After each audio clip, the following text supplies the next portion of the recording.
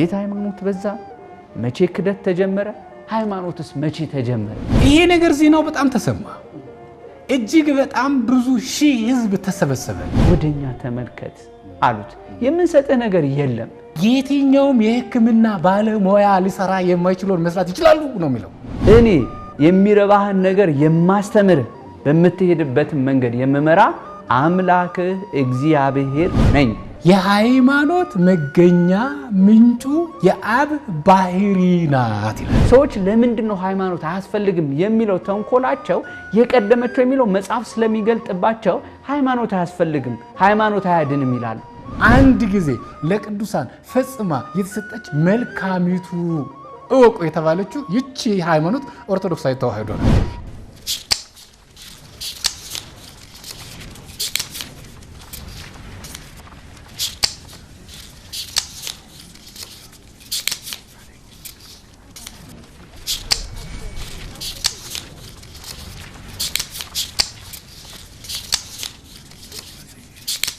አጠራሩ ክብር ይግባውና ጌታችን መድኃኒታችን ኢየሱስ ክርስቶስ በሚያስተምርበት ወራት ምንድነው ያላቸው?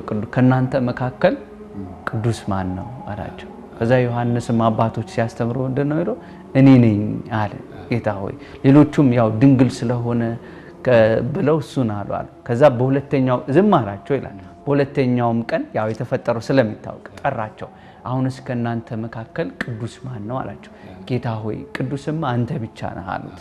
አሁን እግዚአብሔር ካልፈቀደ በስተቀር ለምሳሌ ቅድስና የሚባል አንጻራዊ ነው። ቅድስና ራሱ መለየት ለእግዚአብሔር መለየት ቅዱስ ሊባል ይችላል።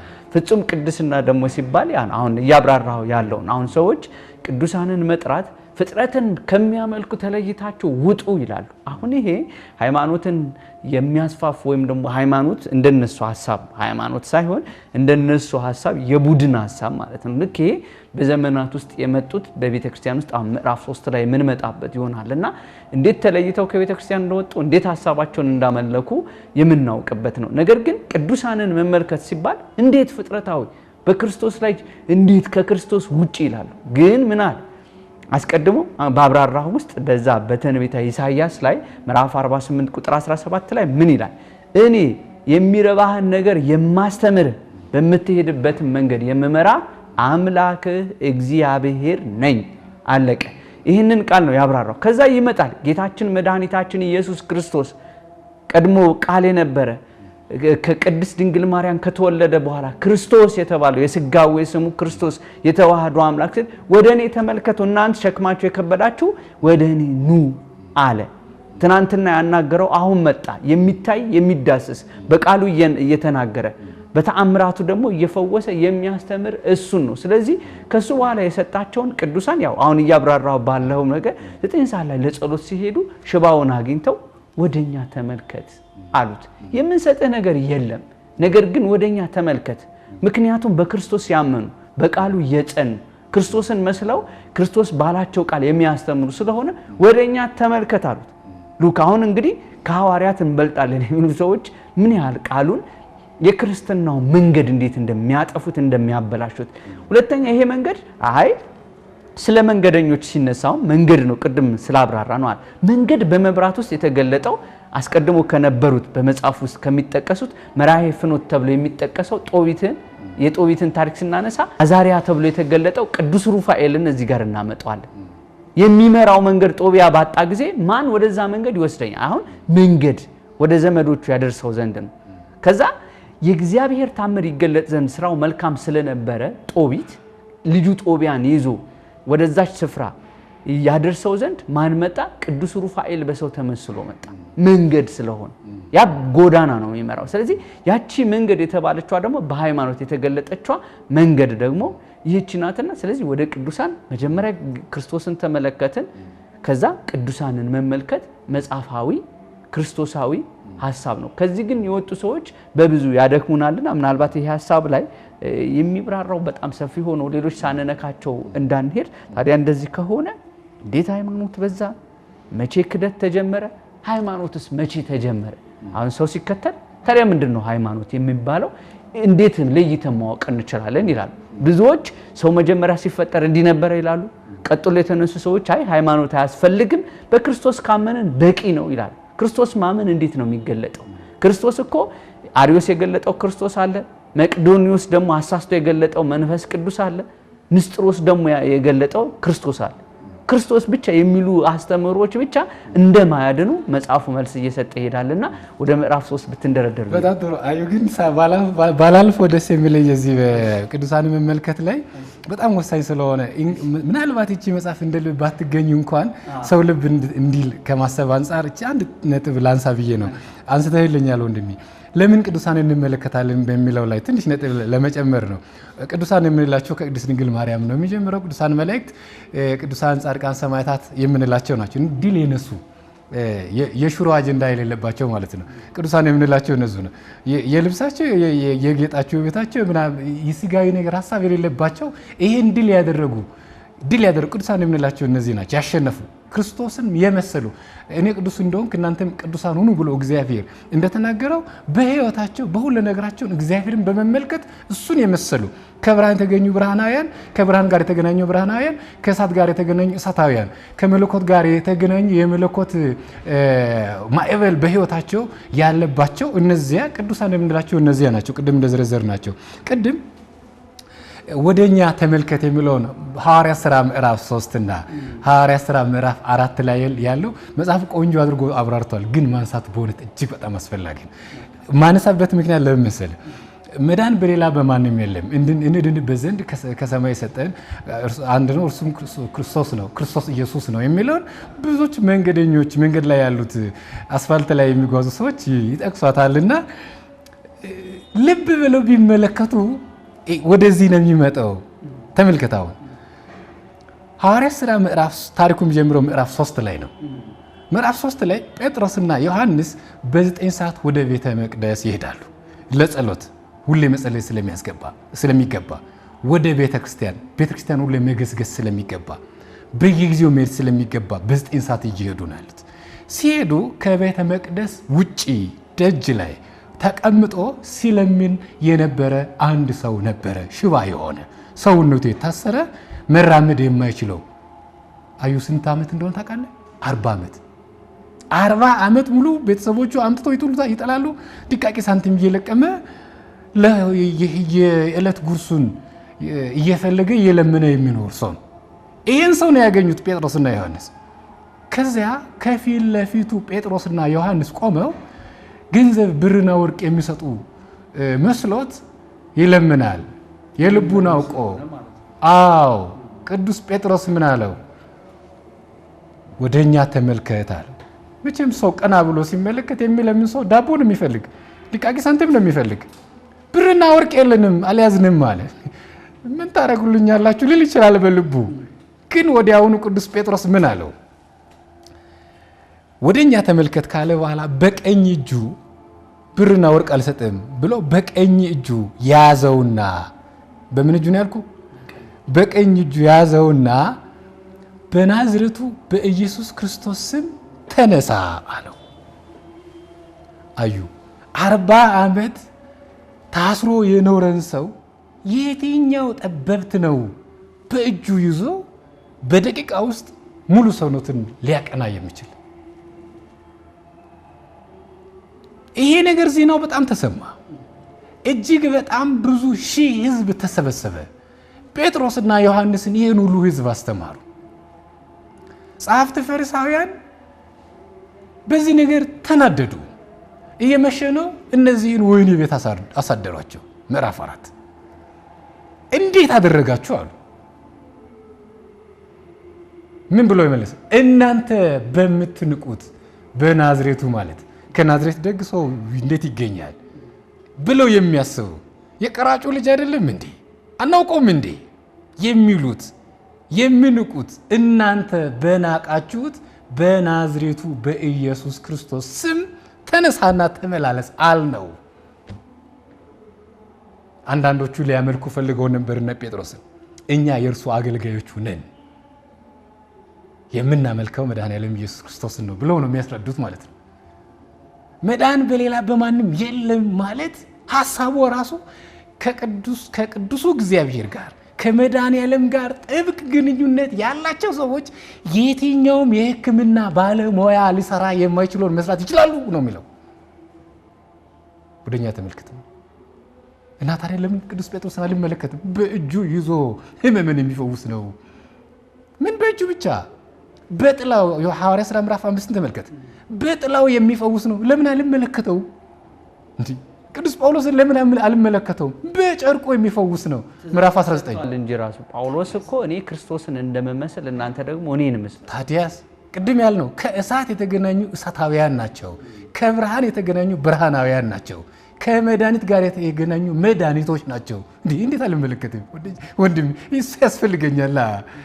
ወደኛ ተመልከት ማለት ምን ማለት ነው? እመን አለ 40 ዓመት ሙሉ ሽባ የነበረው ዘለለ፣ ደስ አለው። ቤተ መቅደስ 40 ዓመት ሙሉ አልገባም። ከደጅ ነበር የሚቆመው፣ ከነሱ ጋር ገባ። ምን ትላለህ? ወደኛ ተመልከት። ታዲያ ይህ ልለፋ ወንድሜ፣ ይሄ ልንረዳው ይገባል። መጽሐፍ ቆንጆ አድርጎ ያብራራል። አሁንም ብንተወው ጥሩ ነው። ምዕራፍ 3 ላይ እንለፍ። መልካም። እናንተም ተመልካቾቻችን እንግዲህ ከኛ ጋር በምታደርጉት ቆይታ እነዚህ ምስጢራቶች ሲፍታቱ በሃይማኖታችን እንዴት እንጎልምስ፣ እንዴትስ እንወቅ፣ ቤተክርስቲያናችን የምትሰጠንን ትምህርት እንዴት ማወቅ አለብን፣ ሃይማኖት ብለን የምንይዘው ነገር እንዴት ነው? ሰዎች እንደሚሰብኩት እውነት ሰሜናዊ አድርገው ከሆነ ብሔር ጋር የሚያገናኙት ነው አይደለም። ላለመሆኑ ከሰማይ የመጣው ወደ ክርስቶስ መመልከት ያቃተው ልብ በጎሳ በሃይማኖት መለያየት እንዳይኖር አንዲቱ ሃይማኖት እግዚአብሔር አንድ ነውና በሱ መታመን እንዴት እንደሆነ በዚህ መጽሐፍ ላይ ተብራራበት ነው። ከኛ ጋር ሁኑ፣ ብዙ ታተርፋላችሁ። ከዚህ የሚበልጥ በነፍሳችን የምንካፈለው ልናውቀው የሚገባም ጉዳይ ስለሌለ እንወቅ። እግዚአብሔር በአንድም በሌላም ያስተምራልና መጻሕፍቶች ደግሞ የልቦና ምክርን የሚሰጡ ወደ እግዚአብሔር የምንቀርብበትን መንገድ አመሻሽተው ወደ እርሱ የሚያቀርቡ ናቸውና እንግዲህ ከነዛም መካከል ኦርቶዶክሳዊው መንገድ ወደ እናንተ እየቀረበ ነው የሚገኘው። ከኛ ጋር ሆኑ። መልካም። እንግዲህ ምዕራፍ 3 ላይ አሁን ይሄ መሰረታዊ ነገሮችን ካብራራው ምዕራፍ 3 ላይ እንዴት ክህደት እንደተጀመረ፣ ክህደት ከየት እንደመጣ፣ ሃይማኖቶች ከዛ በኋላ እንዴት እንደበዙ ይናገራል። ታዲያ የቀደመችዋ መንገድ ይሄ ከሆነች ሰዎች ለምን ሳቱ? እንዴት ሳቱ? መቼ ሳቱ? መቼ መሳት ተጀመረ የሚለውን ደግሞ መጽሐፉ መንገዱ ማናት ደሞኛ ከዛች መንገድ እያመጣ ተመልከቱ አለ። ከዛስ ለህይወታችን ነፍስ መጽናት እንዳለብን በመጨረሻው ምዕራፉ ይዘጋልና አጠራ አድርገ ከምዕራፍ 3 ጀምሮ ያሉት 4-5 ተያያዥ ሐሳቦች ናቸውና እነሱን ብታብራራቸው። የቀደመችውን መንገድ ጠይቁ፣ የቀደመችውን ሃይማኖት፣ የቀደመችውን ስርዓት፣ የቀደመችውን ትምህርት ጠይቁ ማለት ነው። ስለዚህ ምዕራፍ 3 ይሄን ነው የሚያብራራው። የሃይማኖት አመጣጡ እንዴት ነው ብሎ መጽሐፉ ያብራራልናል። የሃይማኖት አመጣጥ አጋጣሚ በስብሰባ የተጀመረ አይደለም። አሁን የምንላት ቀና ሃይማኖት፣ የቀደመችው ሃይማኖት የተጀመረችው በዓለመ መላእክት ነው። ፍጥረት ሁሉ ገና ተፈጥሮ ሳያልቁ በፊት ማለት ነው። በዕለተ እሑድ በመጀመሪያው ቀን በቅዱሳን መላእክት ዘንድ ሃይማኖት የተረዳች የታወቀች ሆናለች። መግቢያ ላይ እንዳነሳ ነው እግዚአብሔር ፈጥሮ ባለ አእምሮ አድርጎ ፈጥሯቸው ቢሰወር መላእክት እርስ በርስ ተጠያየቁ። ከየት መጣን እንዴት መጣን ተብሎ ሲጠያየቁ ከመላእክት መካከል ስልጣን ሰጥቶ እግዚአብሔር አሐዘ መንጦላይት ቅሩበ እግዚአብሔር አቅራቢ ስብሐት አድርጎ የፈጠረው ሳጥናኤል እሱ ቀና ብሎ ቢያይ ሌላ የለም፣ ወደ ታች ናቸው ሁሉም፣ ወደ ጎን ሌላ እኩያ የለም። ስለዚህ አነ ፈጠርኩክሙ ለእሉ ፍጡራንና እነዚህን ሁሉ እኔ ፈጠርኳችሁ ቢል የዚያን ሰዓት ባለ አእምሮ የነበሩ መላእክት ማሰብ ማሰላሰል የጀመሩ መላእክት ጥያቄ ጠየቁ። አንተ አልፈጠረከንም ፈጥረህ አሳየን አሉት። ፈጥሬ አሳያለሁ ብሎ ቢጀምር በእሳት ተቃጠለ፣ አልቻለም። የዚያን ጊዜ ማን እንደ አምላክ አለ ቅዱስ ሚካኤል። የስሙ ትርጉም ነው መኑ ከማምላክ። ከዚህ በኋላ እሱ ሊቀ መላእክት ሆነ። ቀጣዩ መልአክ ተርታ መልአክ ነበር ይላሉ ሊቃውንት። ቅዱስ ገብርኤል ሰተት ብለው ንቁም በብህላ ወይነ እስከንረክቦ ለአምላክና አምላካችን እግዚአብሔርን እስክንረዳው ድረስ እንጽና፣ ማንም ባመጣው ሐሳብ አንሸበር አንታወክ አለ። መላእክትን አረጋጋቸው፣ አጸናቸው። ያ ማለት ወደ እውነተኛው ትክክለኛው አመለካከት እየመራቸው ነው ማለት ነው። ፈጥሮ የሚያሳይ እግዚአብሔር ነው። ስለዚህ እግዚአብሔር በስራው ይታወቃል። ማን ፈጠረ? ለይኩን ብርሃንን ፈጠረ። ይኸውና እግዚአብሔር በስራው ታወቀ። ቅዱስ ቅዱስ ቅዱስ ብለው እግዚአብሔርን አመሰገኑ። ስለዚህ ሃይማኖት ይቺ ናት። ያቺ ብርሃን እግዚአብሔር የፈጠራት ብርሃን እግዚአብሔርን እንዲረዱ አደረገቻቸው ማንን ቅዱሳን መላእክትን ዲያብሎስማ እየወደቀ እግዚአብሔርን ፈርቶ እየሸሸ ነው አለ ድሮም እየወደቀ ሰው ይንቃል ሌላውን ራሱ ተናቀ ወደ እንጥሮጦስ ገባ በዚህ ጊዜ ሃይማኖት ተጀመረ ይላል እዚህ መጽሐፍ ላይ ያልተጠቀሰ ምናልባት ጻፊ ወደፊት እቺን መጽሐፍ ከልሶ ቆንጆ አድርጎ ቢያትሙልን በጣም ደስ ይሰኝበታለሁ እኔ ይጨምሩባታል ብዬ ማስበው በዚህ በተረፈ ቄርሎስ ላይ ቅዱስ ሳውሪያኖስ የሚያነሳልን አለ ተረፈ ቄርሎስ ምዕራፍ 20 ቁጥር 10 ላይ እንተ ስርወ ሃይማኖት ሕይወተ አብ ውእቱ የሃይማኖት መገኛ ምንጩ የአብ ባህሪ ናት ይላል እዚያው ሃይማኖት እንተ እምአብ ተወጥነት ወሃበ ወልድ በጻት ወበመንፈስ ቅዱስ ትትፈጸም ሃይማኖት ከአብ ትጀመራለች በወልድ ትታነጻለች በመንፈስ ቅዱስ ትፈጸማለች ነው ሃይማኖት እዛ ጋር ያለው ያ ማለት አብን ወላዲ አስራጺ የማይል ሰው ወልድን ተወላዲ ሊለው አይችልም ወልድን ተወላዲ የማይል ሰው አብን ወላዲ ሊለው አይችልም መንፈስ ቅዱስን ሰራጺ የማይል ሰው አብን አስራጺ ሊለው አይችልም ሃይማኖት ይህ ነው በዚህ ማመን ነው ሃይማኖት በምስጢረ ሥላሴ ማመን ነው በመጽሐፍ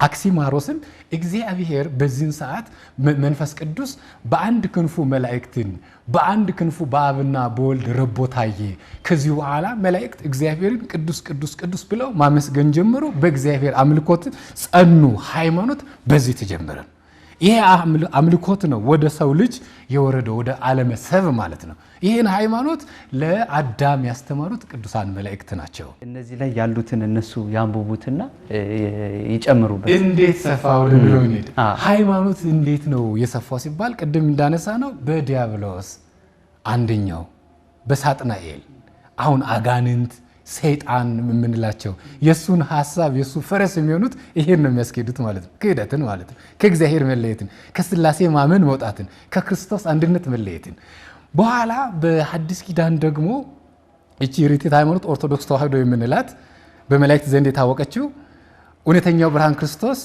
ለመላእክት ብርሃንን የገለጠ ራሱ ብርሃኑን ሆኖ የመጣው እቺን ሃይማኖት እሷ ማን አልናት መላእክት መጀመሪያ ያመኗትን ኦርቶዶክስ አልናት እሷ ማለት ተዋህዶ ማለታችን ነው ተዋህዶ ያቺ ተዋህዶ ማለት የመለኮትና የትስብእት አንድነት ነው እሷን ነው ኦርቶዶክስ ተዋህዶ የምንላት በክርስቶስ ማመን ማለት እኮ ነው አሁን ክርስቶስ ተቀበለ ምን ይለኛል ወንድሜ ተዋህዶ እኮ ነው ሃይማኖት እንዴ በክርስቶስ እኮ ነው ያመንኩ ያለሁት እንደውም በተለየ ወልደ አብ ወልደ ማርያም እያልኩ እኮ ነው ያመንኩ ያለሁት ተዋህዶ እሱ ነው ሃይማኖት እሱ ነው ቀጥተኛ ሃይማኖት እሱ ነው ትክክለኛ ሃይማኖት እሱ ነው ርትዕት ሃይማኖት እሱ ነው ግሪኮ ኦርቶዶክስ የሚለው ማለት ነው እና በጉባኤ ከልቄዶን መከፋፈል ተጀመረ በ451 ዓመተ ምህረት የዚያን ሰዓት በጉባኤ ንቂያ አርዮስን የተከተሉ በጉባኤ ቆስጠንጥንያ መቅዶኒስን የተከተሉ በጉባኤ ኤፌሶን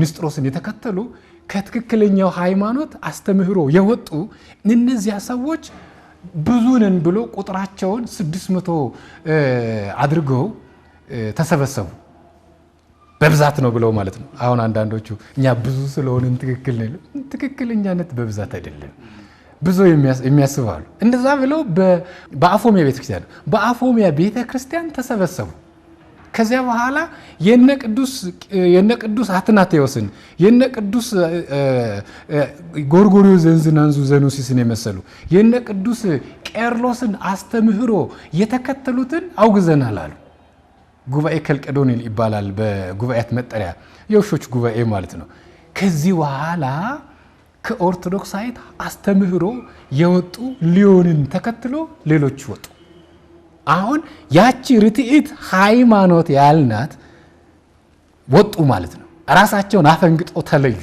ከእውነተኛው መንገድ ሳቱ እንዲህ ያለ ወደ 16ኛው መቶ ክፍለ ዘመን ሲመጣ ደግሞ በሰባተኛው ክፍለ ዘመንም አሉ አህዛብ በሌላ መንገድ አማለቃውያን ሄደዋል እነሱ ከዚህ መገንጠል ሳይሆን አስቀድሞም በጣዖት አምልኮ በዚያም ስለነበሩ በዛው ነው የሄዱት ይሄ አሁን ይሄኛውን የተገነጠለው በአምስተኛው መቶ ክፍለ ዘመን በ451 ማለት ነው የተገነጠለው የእምነት አቋም ለራሳቸው ስም ሰይመው ይሄዳሉ።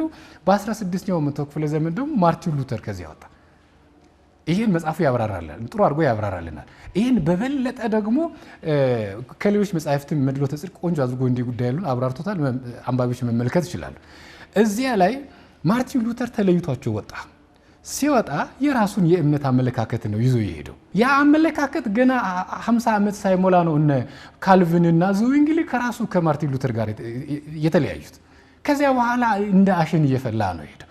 አሁን ለመቁጠር በሚያስቸግሩ ሁኔታ መጽሐፉ ላይ 242 የተመዘገቡ 260 እንደዚህ ፈቃድ ያገኙ ይላል። ይሄ ማለት 2002 ዓ.ም አካባቢ ማለት ዛሬ ላይ እጅግ በጣም ብዙ ከ44000 በላይ የእምነት ተከታዮች ሊኖሩ ይችላል። ያ የተከፋፈለ ነው ሄደ። ይቺ ኦርቶዶክሳዊት ሃይማኖት፣ ቀጥተኛዋ ሃይማኖት፣ መልካሚቱ ሃይማኖት፣ የቀናች ሃይማኖት፣ የቀደመች ሃይማኖት፣ የቅዱሳን መላእክት ሃይማኖት፣ የቅዱሳን ጻድቃን ሰማዕታት ሃይማኖት አንድ ጊዜ ለቅዱሳን ፈጽማ የተሰጠች መልካሚቱ እወቁ የተባለችው ይቺ ሃይማኖት ኦርቶዶክሳዊ ተዋህዶ ናች። ይቺ ማለት አንዲት ናት። እውነት አይከፈልም። እውነት አንድ ነው።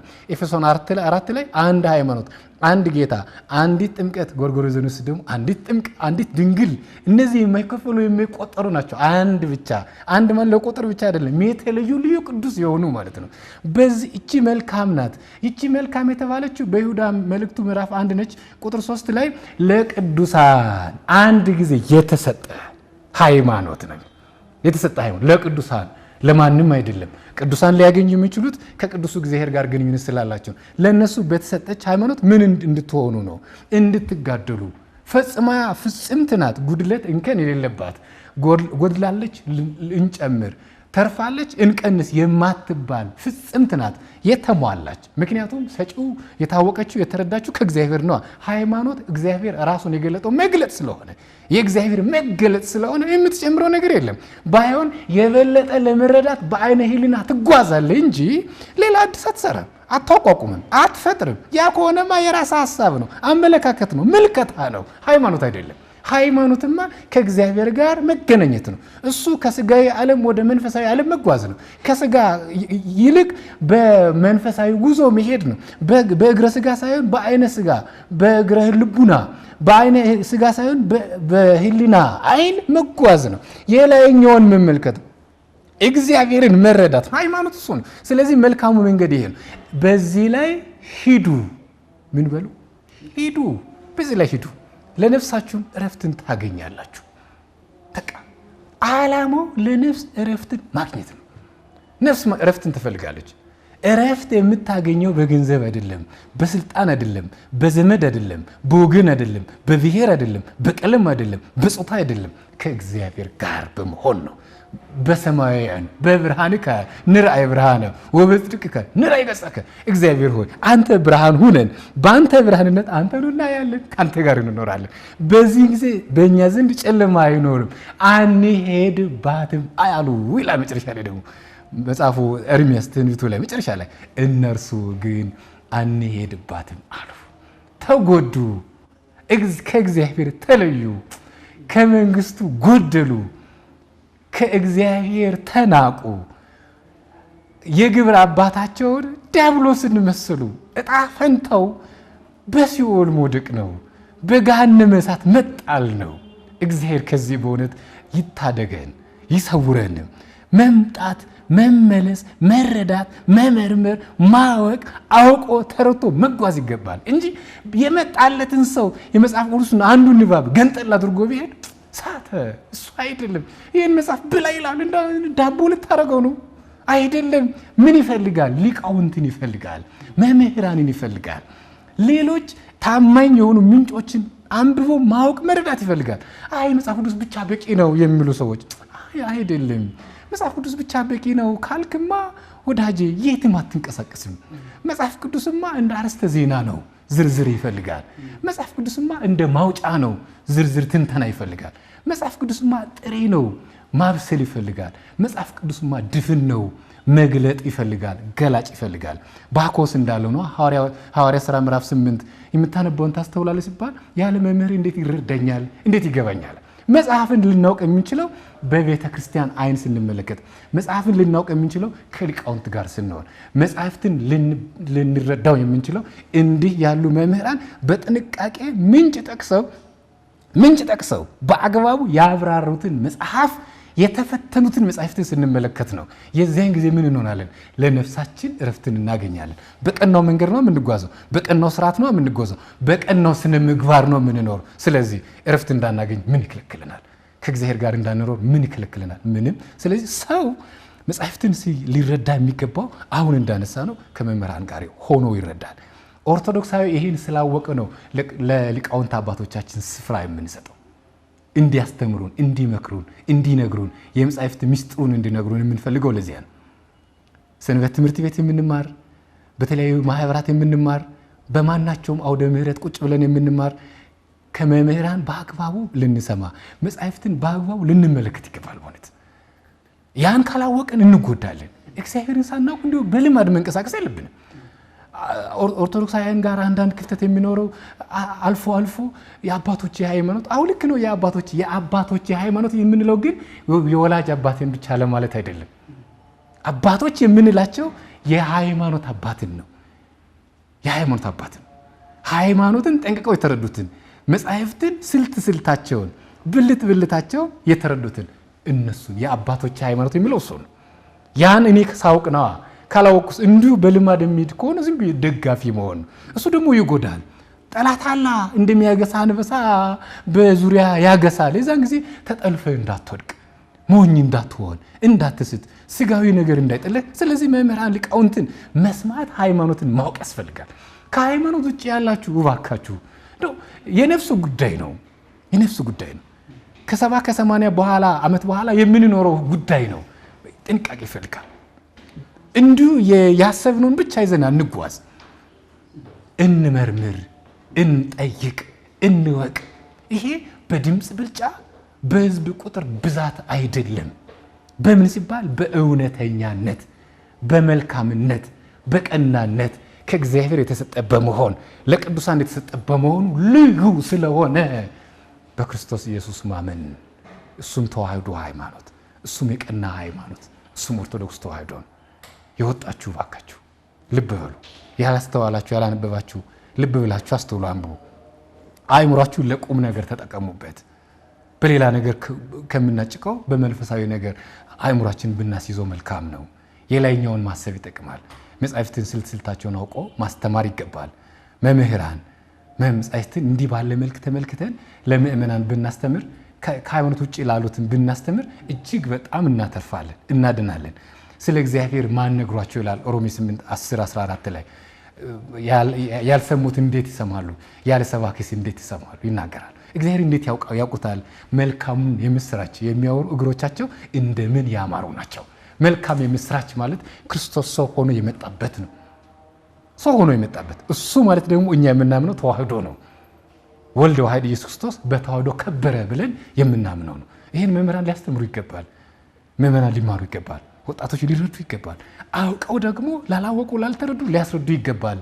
እንዲህ ባለ መንገድ የምንሄድ ከሆነ ነፍሳችን እናድናለን፣ ከክርስቶስ ጋርም እንኖራለን። በእውነት ማመሰግነው።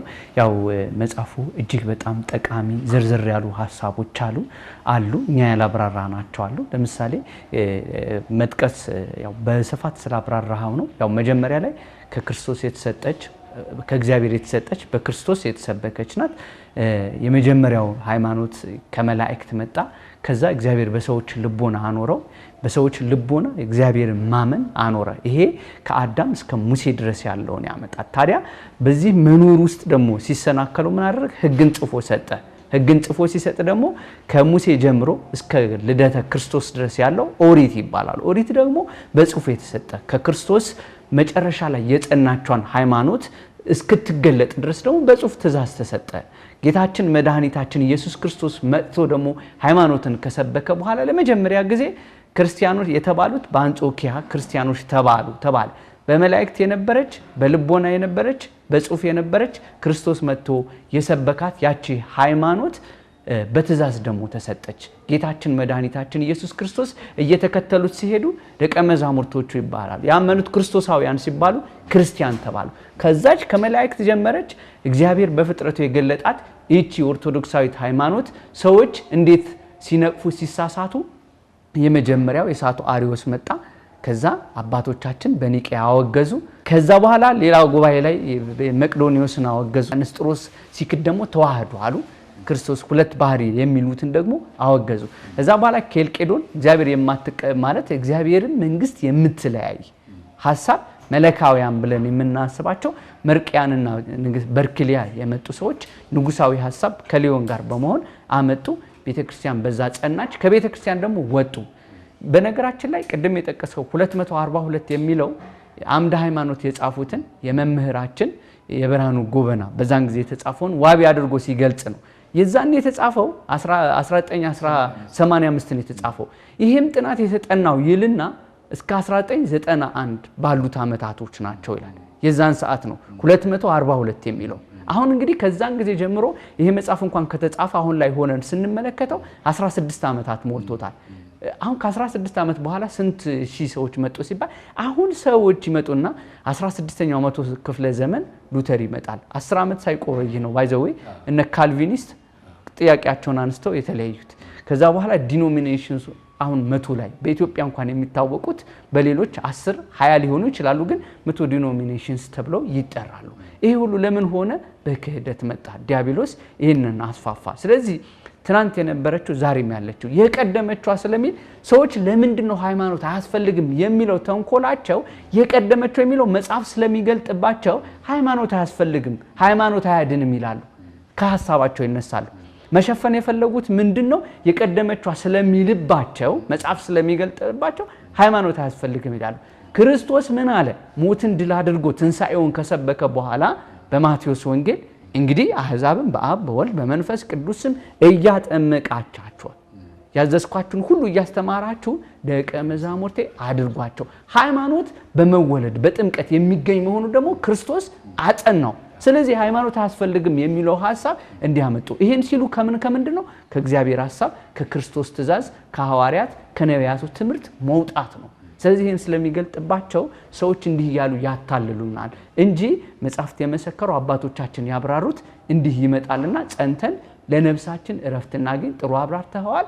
እዚህ ተገኝተ ስላብራራ በመጽሐፉ ላይ ያሉት ነጥቦች ለኛ ስላሳወከን ከልብ እናመሰግናለን። ቃለ ሕይወት ያሰማልን፣ አስመምራን ያደለልን። አሜን። እግዚአብሔር ይስጥልን። እግዚአብሔር ሁላችንም በሃይማኖት ይጠብቀን፣ የርስቱ መንግስት ወራሾች እንዲያደርገን ቅዱስ ፈቃዱ ይሆነልን። ሃይማኖትን መርምረን አውቀን ባወቅንበት በሃይማኖት በመግባር ጸንተን እንድንቆይ መድኃኔዓለም ሁላችንም ይርዳን።